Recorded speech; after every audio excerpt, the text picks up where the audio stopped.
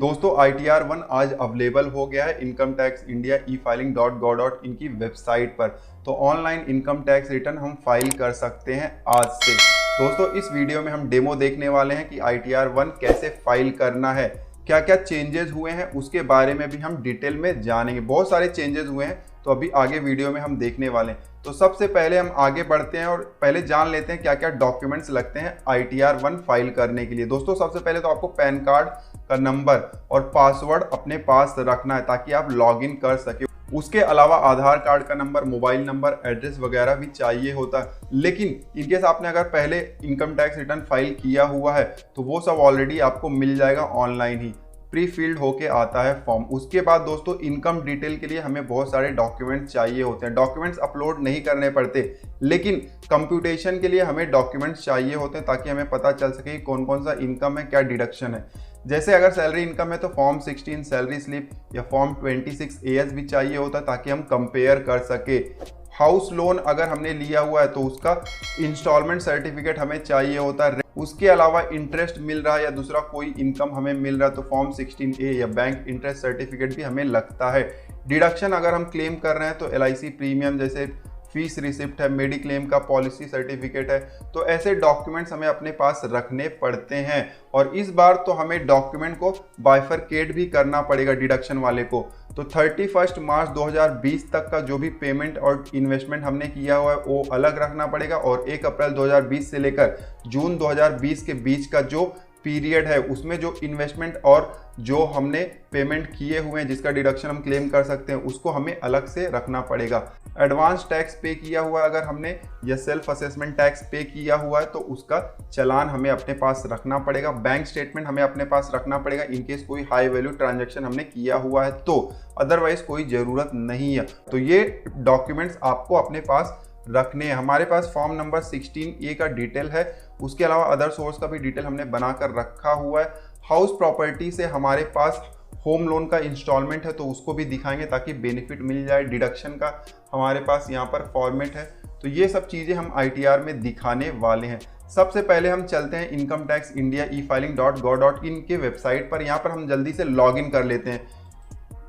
ये देखिए registered user login here का ऑप्शन है, जल्दी से लॉगिन कर लेते हैं।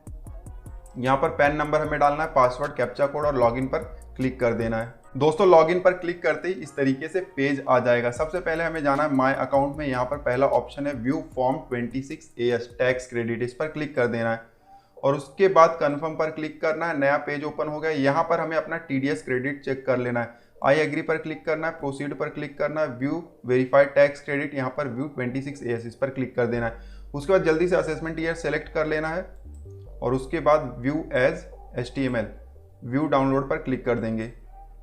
अब स्क्रॉल करके नीचे आ जाएंगे तो यहाँ पर देखिए जो भी TDS का डिटेल है वो हमें दिखाई दे रहा है। दोस्तों फॉर्म 26 AS में अब बहुत सारे डिटेल्स आते हैं। इनकेस दूसरा भी कोई डिडक्शन हुआ है तो वो सब आपको दिखाई देगा। हमारे केस में यहाँ पर 2 डिडक्शन है, एक है LIC कॉरपोरेशन से, एक है जहाँ पर जॉब करते हैं सैलराइड पर्सन है तो उस एम्प्लॉयर ने भी डिडक्ट किया हुआ है। तो यहाँ पर हम चेक कर सकते हैं पूरा डिटेल कि ठीक से हमारा जो पेमेंट हुआ है, जो TDS डिडक्ट हुआ है वो अपडेट हुआ है या नहीं, तो उसको हम चेक कर लेंगे। यहाँ पर अगर बिल्कुल सही होगा तब हम जाएंगे फिर से इनकम टैक्स इंडिया e-filing.gov.in की वेबसाइट पर, डैशबोर्ड पर जाएंगे।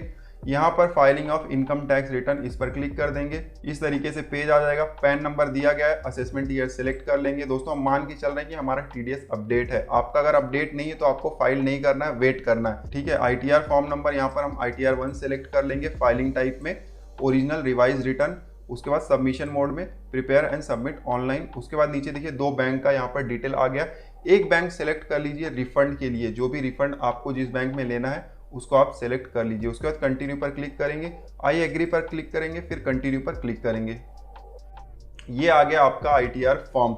यहाँ ऊपर देखिए कंडीशंस दिए गए हैं किसके लिए ITR-1 फॉर्म एप्लीकेबल है। शॉर्ट में अगर हम जाने तो इंडिविजुअल जो कि रेसिडेंट हो, जिसकी टोटल इनकम 50 लाख से कम हो और वो इनकम सैलरी से आ रहा है, एक हाउस प्रॉपर्टी से आ रहा है, या तो इंटरेस्ट इनकम से आ रहा है, फैमिली पेंशन से आ रहा है, मतलब इनकम फ्रॉम अदर सोर्स से, वेरियस सोर्सेज से आ रहा है। उसके अलावा अगर एग्रीकल्चर इनकम 5000 से कम है तो ITR 1 हम फाइल कर सकते हैं, अगर ज़्यादा हुआ तो नहीं कर सकते हैं।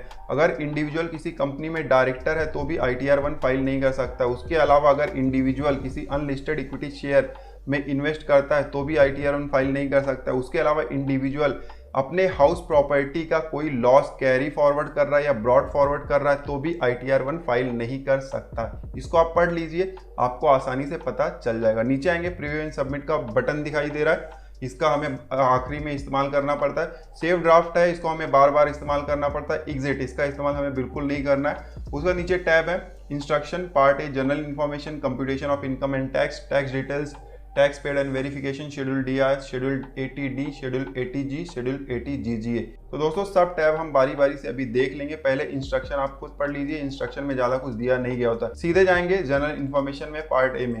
यहाँ पर देखिए ऊपर सब बेसिक डिटेल्स हैं, नेम वगैरह दिए गए हैं, date of birth, email ID, mobile number और एड्रेस। तो ये सब आप चेक कर लीजिए। अगर इसमें आपको कुछ भी रॉन्ग दिखाई दे रहा है या कुछ छूट गया है तो इसको आपको सही कर लेना है। एड्रेस भी आपको चेक कर लेना, अगर एड्रेस आपको अपडेट करना है करंट एड्रेस तो आप यहाँ पर इंटर कर सकते हैं। ठीक है, हमारे केस में सब कुछ अप टू डेट है। अब नीचे आएंगे तो यहाँ पर आप देख सकते हैं नेचर ऑफ एम्प्लॉयमेंट, ये इंपॉर्टेंट है। जब इस पर क्लिक करेंगे तो यहाँ पर central government, state government, PSU, pensioner, other और नॉट एप्लीकेबल, ये सब ऑप्शन दिखाई दे रहे हैं। तो इनकेस आप अगर सेंट्रल गवर्नमेंट के एम्प्लॉई हैं तो सेंट्रल गवर्नमेंट, स्टेट गवर्नमेंट के हैं तो स्टेट गवर्नमेंट, PSU के एम्प्लॉई हैं तो PSU, पेंशनर अगर एम्प्लॉय नहीं है, आपको पेंशन मिल रहा है तो आपको पेंशनर सेलेक्ट करना है। अगर प्राइवेट जॉब कर रहे हैं तब तो आपको अदर्स वाला ऑप्शन सेलेक्ट करना है। और अगर जॉब कर ही नहीं रहे हैं, आपको हो सकता है FD से इंटरेस्ट आ रहा है इसलिए आप ITR भर रहे हैं, या दूसरा कोई इनकम आ रहा है मतलब एम्प्लॉयमेंट से नहीं आ रहा है, तब आपको नॉट एप्लीकेबल पर क्लिक करना है। जैसे हाउस प्रॉपर्टी है, वहां से रेंट आ रहा है, तब आपको नॉट एप्लीकेबल पर क्लिक करना है। तो हमारे केस में जो है वो स्टेट गवर्नमेंट का एम्प्लॉय है असेसी, तो वो हम क्लिक कर लेंगे। अब नीचे देखिए यहाँ पर फाइल अंडर सेक्शन, तो यहाँ पर सेक्शन 139(1) पहले से ही सिलेक्टेड है। उसके बाद नीचे आएंगे तो यहाँ पर ये एडिशनल इस बार नया ऑप्शन जुड़ गया है।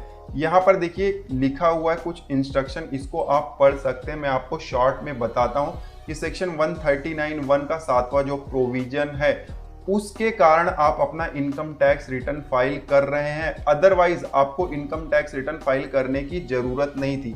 अब 7वें प्रोविजन में यहाँ पर 3 कंडीशन दिए गए हैं। पहला कंडीशन है कि आपने अपने करंट अकाउंट में एक या एक से ज़्यादा करंट अकाउंट में क्या 1 करोड़ से ज़्यादा का डिपॉजिट कराया हुआ है पूरे साल में, तो यस या नो आप सेलेक्ट कर सकते हैं।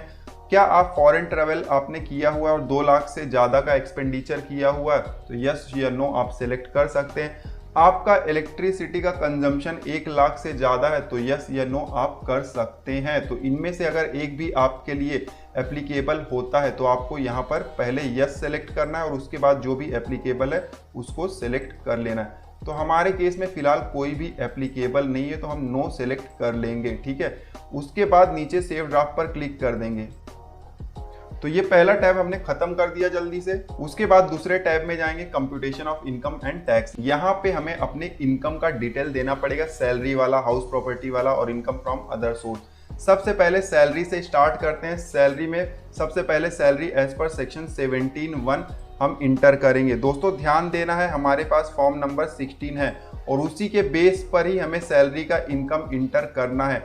तो सैलरी एज पर प्रोविजन कंटेंट इन सेक्शन 17(1) में यहाँ पर 10,90,000 का हमारा सैलरी दिखाई दे रहा है सेक्शन 17(1) के तहत, तो वही हम यहाँ पर इंटर कर देंगे। हमने इंटर कर दिया। अब एक और इम्पॉर्टेंट बात है कि यहाँ पर सेक्शन 17(1) में क्या क्या चीज़ें आती हैं। बहुत सारी चीज़ें आती हैं, बहुत इंपॉर्टेंट है, आपको पता होना चाहिए कि सेक्शन 17(1) में 10,90,000 आया कैसे। तो दोस्तों बहुत सारी चीज़ें हैं, जैसे सैलरी आपको मिल रहा है तो वो सेक्शन 17(1) में आता है। वेजेस, पे, अलग अलग नाम है इनके, बेसिक पे, बेसिक सैलरी, पेंशन आपको मिलता है तो वो भी सेक्शन 17(1) में ही आता है और इसी बॉक्स में हमें पेंशन भी दिखाना पड़ता है। उसके अलावा बोनस मिल रहा है, एडवांस सैलरी मिल रहा है, पार्ट टाइम अगर सैलरी मिल रहा है, कमीशन मिल रहा है। कमीशन कौन सा, जो आपके एम्प्लॉयमेंट से जुड़ा हो। ठीक है। कमीशन बहुत तरीके के होते हैं, सब कमीशन सैलरी में नहीं आता। Dearness allowance, house rent allowance, children allowance, children education allowance, transport allowance, तो ये सब सेक्शन 17(1) के ही पार्ट है, सैलरी के ही पार्ट है। इन सब में से अगर जो भी आपको मिल रहा है उन सबको जोड़ देना है। जोड़ने के बाद जो अमाउंट आता है उसको आपको दिखाना है सैलरी एज पर सेक्शन 17(1) वाले बॉक्स में। काफ़ी लोग सवाल पूछते हैं बोनस कहाँ दिखाना है, पार्ट टाइम सैलरी मिल रहा है वो कहाँ दिखाना है, पेंशन कहाँ दिखाना है, तो सबको एक ही जगह पर दिखाना है। मैंने आपको यहाँ पर अभी दिखा दिया है एक स्ट्रक्चर, तो उसी तरीके से आपको जोड़ लेना है सबको और फिर यहाँ पर दिखाना है। उसके बाद वैल्यू ऑफ परक्विजिट है एज पर सेक्शन 17(2), तो यहाँ पर हमारे केस में 50,000 का ये भी है। अब वैल्यू ऑफ परक्विजिट में भी बहुत सारी चीज़ें आती हैं, वो भी मैं आपको दिखा देता हूँ। देखिए फॉर्म 16 में वैल्यू ऑफ परक्विजिट है 50,000। अगर वैल्यू ऑफ परक्विजिट सबको मिलता नहीं है, इनकेस आपको मिल रहा है, तो फॉर्म 16 के साथ आपको फॉर्म नंबर 12 BA भी मिलेगा। फॉर्म नंबर 12 BA इस तरीके से होता है और फॉर्म नंबर 12 BA में परक्विजिट का डिटेल दिया गया होता है। देखिए अकोमोडेशन है, कार है, स्वीपर, गार्डनर, वॉचमैन है, मतलब कंपनी की तरफ से ये सब फैसिलिटी मिल रहा है। घर मिल रहा है, गाड़ी मिल रहा है, नौकर चाकर मिल रहे हैं, गैस इलेक्ट्रिसिटी मिल रहा है, फ्री मील मिल रहा है, फ्री एजुकेशन मिल रहा है, तो ये सब परक्विजिट में आता है। तो गवर्नमेंट बोलता है कि इसका जो भी वैल्यू होता है वो आपको अपनी इनकम में ऐड करना पड़ेगा ताकि हम उसको टैक्स कर सके, तो इसीलिए हमें ऐड करना पड़ता है ITR में। तो वैल्यू ऑफ परक्विजिट में हमने 50,000 ऐड कर दिया। उसी तरीके से प्रॉफिट इन लिeu ऑफ सैलरी है, तो हमारे केस में कुछ भी नहीं है, तो यहाँ पर हम कुछ भी ऐड नहीं करेंगे। अब नीचे आएंगे तो जो भी अलावेंस एग्जेम्प्ट है अंडर सेक्शन 10 उसको हम यहाँ पर स्पेसिफाई करेंगे। तो पहले तो अलावेंस सेक्शन 17(1) में ऐड होते हैं, हमने देखा था अभी, ये देखिए एनेक्सर में जाएंगे तो देखिए बहुत सारे अलावेंस हैं, dearness allowance, house rent allowance, children education allowance, transport allowance, तो ये सब पहले 17(1) में ऐड हुए। अब उसके बाद जो भी इसमें से एग्जेम्प्ट होगा जितने हद तक, उसको हम माइनस कर देंगे। तो हमारे केस में हाउस रेंट अलावेंस है, फॉर्म 16 में जाएंगे तो ये देखिए हाउस रेंट अलावेंस है 46,800 एग्जेम्प्ट है, बट चिल्ड्रन एजुकेशन अलावेंस है 2,400, तो इसको हम मेंशन कर देंगे ITR में। यहाँ नेचर ऑफ एग्जेम्प्ट अलावेंस है, क्लिक करेंगे सेक्शन 1013A, तो ये हाउस रेंट अलावेंस का है, तो 46,800। उसके बाद हम ऐड कर देंगे एक और रो, यहाँ पर हम चाइल्ड एजुकेशन अलावेंस सेक्शन 1014 में ले लेंगे 2,400। उसके बाद यहाँ नीचे स्टैंडर्ड डिडक्शन भी ले लिया गया है ऑटोमेटिकली। 50,000 का डिडक्शन फिक्स है, ये मिल जाता है, यहाँ पर आपको इंटर नहीं करना पड़ता। उसके बाद इंटरटेनमेंट अलावेंस, अगर गवर्नमेंट एम्प्लॉय हैं तो इंटरटेनमेंट अलावेंस का भी बेनिफिट मिल जाएगा। हमारे केस में गवर्नमेंट एम्प्लॉय तो है लेकिन बेनिफिट नहीं मिल रहा है। प्रोफेशनल टैक्स मिल जाएगा यहाँ पर 2,500। तो जो इनकम चार्जेबल है अंडर द हेड सैलरी, अब सैलरी वाला टोटल इनकम 10,38,300 रुपया हो गया है, तो ये सैलरी वाला पार्ट खत्म हो गया करेंगे। अब नीचे आएंगे तो टाइप ऑफ हाउस प्रॉपर्टी है, तो हमारे केस में सेल्फ ऑक्यूपाइड हाउस प्रॉपर्टी है। सेल्फ ऑक्यूपाइड का मतलब क्या होता है, हमारी प्रॉपर्टी है, हम ही यूज़ कर रहे हैं, हमने रेंट वगैरह पे नहीं दिया है, हम खुद ही यूज़ कर रहे हैं। तो इस साल से आप 2 प्रॉपर्टी को सेल्फ ऑक्यूपाइड डिक्लेयर कर सकते हो, तो ये एक बहुत ही अच्छी बात है।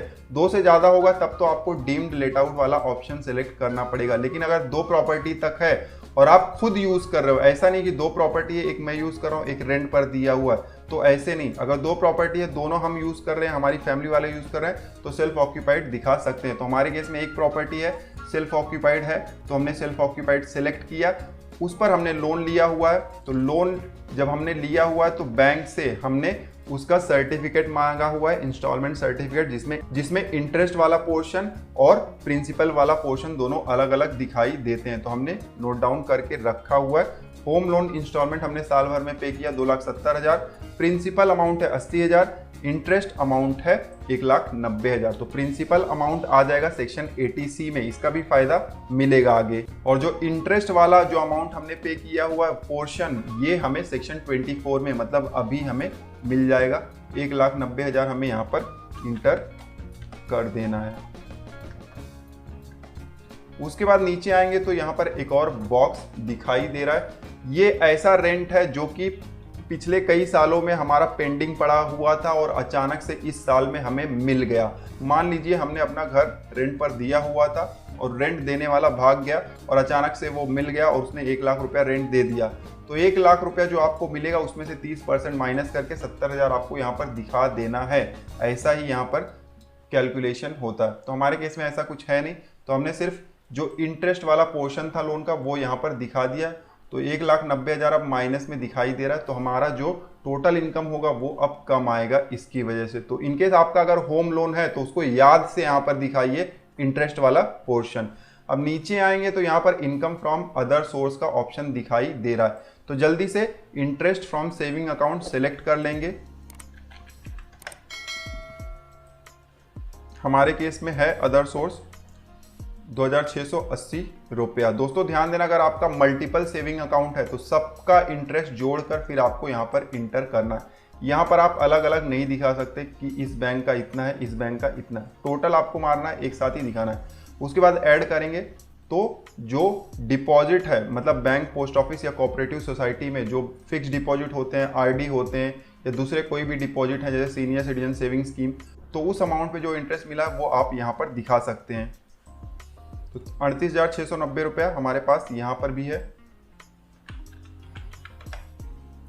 तो हमने अब पूरा इनकम डिटेल फीड कर दिया है, salary, house property, other source सब कुछ फीड कर दिया हुआ है। अब नीचे आएंगे तो यहाँ पर डिडक्शन का ऑप्शन हमें दिखाई देता है।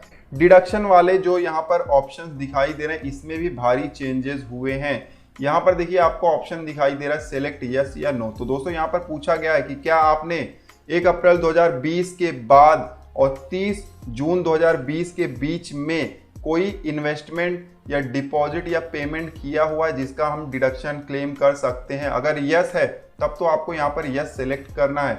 अगर नहीं किया हुआ है, मतलब 1 अप्रैल के बाद आपने कोई इन्वेस्टमेंट वगैरह नहीं किया हुआ है, तब तो आपको कुछ नहीं करना है, ठीक है।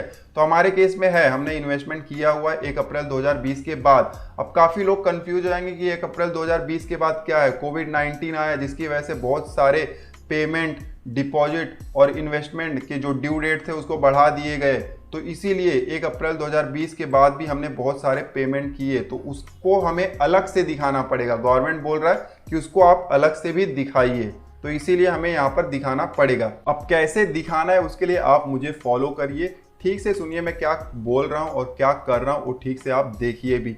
दोस्तों ये देखिए पूरा यहाँ पर एक लाइन दिया हुआ है, इसमें सेक्शन 80C, 80D, 80E बहुत सारे डिडक्शन है जो भी आपके लिए एप्लीकेबल है, यहाँ पर आपको इंटर करना है। अब यहाँ पर कौन सा अमाउंट इंटर करना है वो बहुत इंपॉर्टेंट है। मैं आपको ले चलता हूँ हमारा जो डेमो है। ये देखिए हमने यहाँ पर शीट बनाया हुआ है, ये जो अमाउंट है वो हमने 31 मार्च से पहले पे किया हुआ है और ये जो अमाउंट है वो हमने 1 अप्रैल 2020 के बाद पे किया हुआ है। तो पहले क्या करना है, 80C में 1,23,000 हमने मार्च से पहले ही पेमेंट किया हुआ है और अप्रैल से लेकर जून के बीच में 29,800 और पे किया हुआ। तो टोटल कितना हो गया, 1,52,800। तो इस 1,52,800 को हमें 80C में इंटर कर देना है, मतलब यहाँ पर टोटल अमाउंट हमें इंटर करना है। यहाँ पर बाइफरकेट नहीं करना है, टोटल अमाउंट इंटर करना है। भले वो मार्च में दिया है, अप्रैल में दिया है, उससे कोई मतलब नहीं, आप टोटल अमाउंट यहाँ पर इंटर कर दीजिए। उसके बाद सेक्शन 80D में जाएंगे। इनकेस आपके पास दूसरा कोई यहाँ पर डिडक्शन है तो आप इंटर कर दीजिए, हमारे पास सीधा सेक्शन 80D वाला है। तो 80D के लिए अब यहाँ पर बॉक्स बंद कर दिए गए क्योंकि इनको मिल गया है एक नया टैब। ये देखिए ये है सेक्शन 80D, इस पर कर देना है क्लिक और यहाँ पर देखिए पूछा जा रहा है कि क्या आपके और आपकी फैमिली मेंबर में कोई सीनियर सिटीजन है। पेरेंट्स को छोड़ के, पेरेंट्स की बात यहाँ पर नहीं कर रहे हैं, मेरे और मेरी फैमिली मतलब मैं, वाइफ, बच्चे, ठीक है, इन तीनों को ही कंसीडर करना है। तो यहाँ पर यस या नो कर सकते हैं। तो मान लेते हैं हमारे केस में नो है, ठीक है, कोई भी सीनियर सिटीजन नहीं है। उसके बाद हेल्थ इंश्योरेंस का कितना अमाउंट है, 22,600। देखिए ये अप्रैल के बाद पेमेंट किया गया लेकिन फिर भी हमें 22,600 पूरा का पूरा यहाँ पर इंटर कर देना है। उसके बाद कोई प्रिवेंटिव हेल्थ चेकअप है तो यहाँ पर इंटर कर दीजिए। नीचे आइए, यहाँ पर अब पूछ रहा है पेरेंट्स के बारे में कि क्या पेरेंट्स सीनियर सिटीजन है, तो यहाँ पर यस, नो और not claiming for parents, 3 option है। तो हम यहाँ पर सेलेक्ट करेंगे नॉट क्लेमिंग फॉर पेरेंट्स, ठीक है। आपके लिए जो एप्लीकेबल हो वो कर दीजिए। आप अगर यस करेंगे तो यहाँ पर 3 बॉक्स खुल जाएंगे। पेरेंट्स का आप मेडिकल एक्सपेंडिचर भी क्लेम कर सकते हैं, बहुत ही इंपॉर्टेंट पॉइंट है, इस चीज़ को आप ध्यान रखिएगा। हमारे केस में फिलहाल है नहीं तो नॉट क्लेमिंग फॉर पेरेंट्स। उसके बाद सेव ड्राफ्ट पर क्लिक कर देंगे। सेव ड्राफ्ट पर क्लिक करेंगे और फिर से जाएंगे computation of income and tax, क्योंकि डिडक्शन वाला अभी पोर्शन बाकी है। अब देखिए हमने 80D वहाँ पर भरा और यहाँ पर ऑटोमेटिकली 80D आ गया। उसके बाद नीचे जाएंगे तो हमारे केस में सेक्शन 80E वाला भी डिडक्शन है। हायर एजुकेशन लोन लिया हुआ था, उस पर इंटरेस्ट पे किया हुआ है, तो 56,800 ये भी है। उसके बाद सेक्शन 80 TTA है, तो सेक्शन 80 TTA मतलब जो सेविंग अकाउंट पे इंटरेस्ट मिला था उसका छूट। दोस्तों ये नॉन सीनियर सिटीजन के लिए, इनकेस आप अगर सीनियर सिटीजन है तो सेक्शन 80 TTB के तहत यहाँ पर 50,000 तक का छूट ले सकते हैं। सेक्शन 80 TTA में सिर्फ 10,000 का छूट आता है, तो इस चीज़ का भी आपको ध्यान रखना है। तो पूरा जो भी डिडक्शन था वो हमने इंटर कर दिया हुआ है। यहाँ पर बाइफरकेट हमने अभी तक नहीं किया है, तो डिडक्शन हमने पूरा का पूरा क्लेम कर लिया हुआ है। नीचे कोई भी एग्जेम्प्ट इनकम है तो यहाँ पर आप दिखा सकते हैं, हमारे केस में नहीं है। यहाँ पर एक कंडीशन है कि एग्रीकल्चर इनकम अगर 5,000 से ज़्यादा है तो ये ITR एप्लीकेबल नहीं होगा, इस चीज़ का ध्यान रखना है। नीचे पूरा कंप्यूटेशन हो गया है। कंप्यूटेशन में हमें टैक्स आ रहा है 44,018 रुपीज़, तो टोटल 46,842 आ रहा है। सेव ड्राफ्ट पर क्लिक कर देंगे। अब ऊपर जाएंगे, ऊपर जाने के बाद हम टैक्स डिटेल और टैक्स पेड वेरिफिकेशन को छोड़ के शेड्यूल DI में जाएंगे, ताकि हम बाइफरकेशन भी तुरंत अभी ही कर दें। शेड्यूल DI में देखिए 2 लाइन है। एक तो ये वाला है जो कि हमने computation of income and tax में जो हमने डिटेल फीड किया था वो यहाँ पर दिखाई देगा। अभी दिखाई नहीं दे रहा जबकि हमने इंटर किया हुआ था, क्योंकि गलती से हमने वहाँ पर एक ऑप्शन सेलेक्ट नहीं किया। Computation of income and tax में जाएंगे तो नीचे देखिए यहाँ पर जो वार्निंग लिखा हुआ था उसके बगल में सेलेक्ट यस या नो का ऑप्शन है। तो यस कब सेलेक्ट करना है? जब आपका 1 अप्रैल 2020 के बाद कोई पेमेंट है तो यस करना है, तो हमारे केस में है तो हमने यस को सेलेक्ट कर लिया। अब हम जाएंगे ऊपर और शेड्यूल DI में जाएंगे तो ऑटोमेटिकली सब यहाँ पर दिखाई देने लगा है। अब 1,50,000 जो दिखाई दे रहा है, इसमें से कितना पेमेंट आपने 1 अप्रैल 2020 के बाद किया हुआ है वो हमें यहाँ पर बताना है। तो हमारे केस में 29,800 रुपया सेक्शन 80C का हमने अप्रैल से जून के बीच में किया है, तो ये हम इंटर कर देंगे। तो गवर्नमेंट को पता चल जाएगा 1,50,000 में से 29,800 रुपया इसने 1 अप्रैल के बाद इन्वेस्ट किया है। उसी तरीके से सेक्शन 80D का जो डिडक्शन है उसमें से कितना आपने 1 अप्रैल के बाद किया हुआ है, तो हमारे केस में पूरा का पूरा अमाउंट 22,600 1 अप्रैल के बाद ही किया है, तो ये भी गवर्नमेंट को पता चल जाएगा। सेक्शन 80E का जो इंटरेस्ट है वो हमने कब पे किया हुआ, तो वो हमने 31 मार्च से पहले ही पे किया हुआ, तो ये यहाँ पर ही रहेगा, यहाँ पर कुछ भी नहीं आएगा। तो आई होप कि आपको समझ में आ गया होगा। सेव ड्राफ्ट पर क्लिक करेंगे। अगर नहीं समझ में आया है इसमें से कुछ भी तो आप नीचे कमेंट करके ज़रूर पूछें, जो भी डाउट हो वो क्लियर होना चाहिए। सेव ड्राफ्ट पर क्लिक करने के बाद ऊपर जाएंगे और टैक्स डिटेल पर क्लिक करेंगे।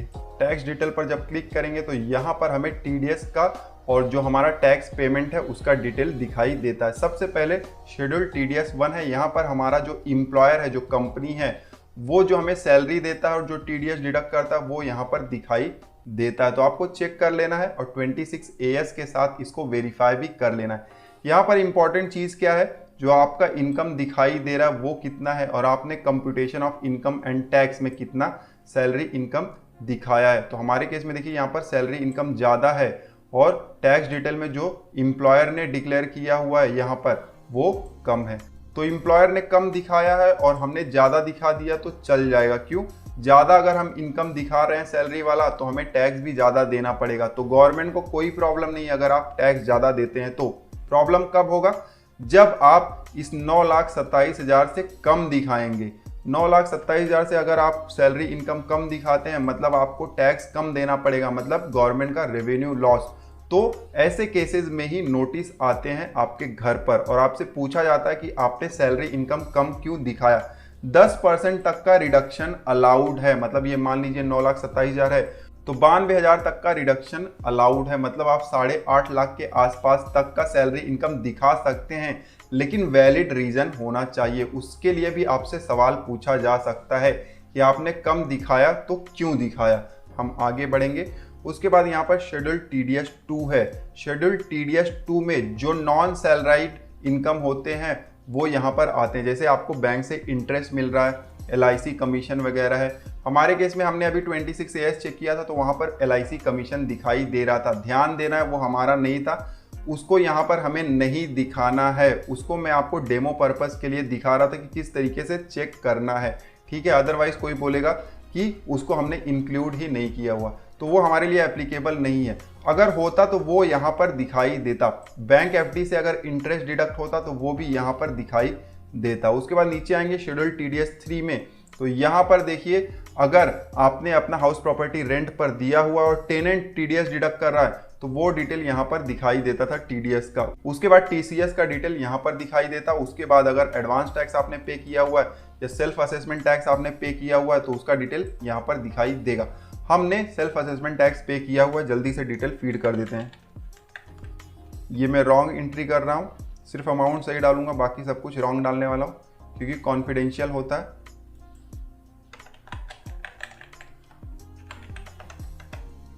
तो हमने यहाँ पर इंटर कर दिया, अमाउंट सही डाला हुआ है मैंने और बाकी डिटेल रॉन्ग है, लेकिन आपको रॉन्ग नहीं डालना है, आपको बिल्कुल सही डालना। वैसे तो ये ऑटोमेटिकली फीड हो जाएगा जब आप पेमेंट करेंगे और वो 26 AS में रिफ्लेक्ट होगा तो यहाँ पर ऑटोमेटिकली आ जाएगा। लेकिन अगर नहीं आता तो भी आपको अपने चालान के हिसाब से ही सब कुछ डालना है, ठीक है। उसके बाद सेव ड्राफ्ट पर क्लिक कर देंगे। अब ऊपर जाएंगे तो टैक्स पेड एंड वेरिफिकेशन, इसमें जाएंगे। यहाँ पर देखिए टोटल टैक्स कितना हमने पे किया हुआ है, कितना रिफंड हमें मिलने वाला है 20,640 रुपया। और रिफंड के लिए हमें कौन सा बैंक अकाउंट चुनना है वो भी हम चुन सकते हैं। दोनों चुनेंगे तो CPC किसी एक में भेज ही देगा, लेकिन आप एक ही चुनिए। उसके बाद अगर नया बैंक ऐड करना है तो ऐड कर सकते हैं। इन दोनों में से मान लेते हैं एक बैंक जो है वो बंद हो गया तो आप डिलीट भी कर सकते हैं, सेलेक्ट करके डिलीट कर देंगे, लेकिन हमारा अभी चालू है। नीचे आएंगे, वेरिफिकेशन में नाम है, फादर नेम है, सेलेक्ट यहाँ पर आपको सेल्फ सेलेक्ट करना है, रिप्रेजेंटेटिव नहीं। उसके बाद प्लेस यहाँ पर आपको इंटर कर देना है, ठीक है। उसके बाद please select the verification option. I would like to e-verify later within 120 days from the date of filing. तो ये सेलेक्ट कर लेना है, हमें सब ऑप्शन मिल जाएगा। जैसे ही हम इनकम टैक्स रिटर्न फाइल करेंगे उसके बाद वेरीफाई कर सकते हैं। सेव ड्राफ्ट पर क्लिक कर लेंगे, ठीक है। तो पूरा डिटेल हमने फीड कर लिया हुआ है। शेड्यूल DI हमने ऑलरेडी फीड किया हुआ है, शेड्यूल D भी फीड किया हुआ है। उसके बाद शेड्यूल G आता है डोनेशन का। आपने अगर डोनेशन दिया हुआ है, आपके पास रिसिप्ट है, तो आप यहाँ पर एंट्री कर सकते हैं। शेड्यूल GGA भी डोनेशन का है। अगर साइंटिफिक रिसर्च और रूरल डेवलपमेंट से रिलेटेड डोनेशन करते हैं तो उसका क्लेम हम यहाँ पर ले सकते हैं। तो पूरा फॉर्म हमने भर दिया हुआ है, कुछ भी बचा नहीं है। अब जब हमें श्योर है कि हमने जो भी डिटेल भरा हुआ है वो बिल्कुल सही है तो प्रीव्यू एंड सबमिट पर क्लिक कर देंगे। इस तरीके से एक मैसेज आ जाएगा, ओके पर क्लिक कर देंगे। अब पूरा प्रीव्यू हमें दिखाई देने लगेगा, जो भी डिटेल हमने फीड किया हुआ है। स्क्रॉल करके नीचे जाएंगे और चेक कर लेंगे कि जो भी डिटेल हमने फीड किया हुआ है क्या सही है। अगर कुछ भी डिटेल हमें रॉन्ग लगता है और उसको सही करना है तो स्क्रॉल करके फिर से ऊपर जाएंगे और यहाँ पर एडिट का बटन हमें दिखाई देता है, इस पर क्लिक कर देना है और उसको सही कर लेना है। और अगर बिल्कुल हमारा सब डिटेल सही है तब हमें क्लिक करना है सबमिट पर। हम अभी सबमिट पर क्लिक नहीं कर रहे हैं क्योंकि हमारे कुछ डिटेल अभी तक अपडेट नहीं हुए हैं 26 AS में। लेकिन मैं आपको बताता हूं कि अगर आप सबमिट पर क्लिक करेंगे तो क्या होगा। जैसे ही सबमिट पर क्लिक करेंगे इस तरीके से पेज आ जाएगा, हमारा income tax return successfully file हो गया है और जो ITR का एक्नॉलेजमेंट है वो हमारे ईमेल पर सेंड हो गया और नीचे ई-वेरिफिकेशन का ऑप्शन भी हमें दिखाई दे रहा है। तो बस यही प्रोसेस है। बहुत सारी इंपॉर्टेंट बातों का हमें ध्यान रखना है इनकम टैक्स रिटर्न फाइल करते समय, क्योंकि बहुत सारे चेंजेस हुए हैं।